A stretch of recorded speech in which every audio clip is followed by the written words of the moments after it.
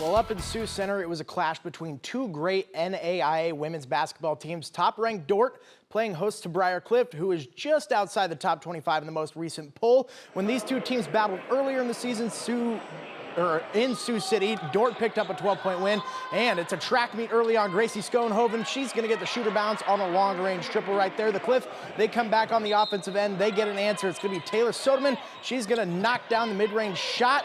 We're going back and forth early on. This time, it's Macy Sievers working with the ball for the defenders, and she's going to swing it over to Aubrey Burkhart. And Burkhart's going to take and make the corner three. But with time winding down in the first quarter here, the Chargers, they have the ball, and Mallory McNair, she gets it over to Kenna Mongan. Mongan makes the defenders pay at the buzzer with a three ball, but the defenders, they take care of business, winning 98-71, led by Gracie Schoenhoven with 35 points in the scoring column.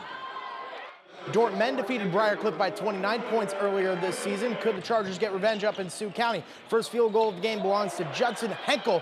He gets the nice little layup to fall right there, but the Briar Cliff Chargers, they came to play. The Cliff, now on the hot hand early for them was Ryan Kleppe. He's going to let the three ball fly. He's going to cash that in, nothing but net. And then later in the first half here, Kleppe, he's going to drive baseline. He's actually going to miss the first shot here.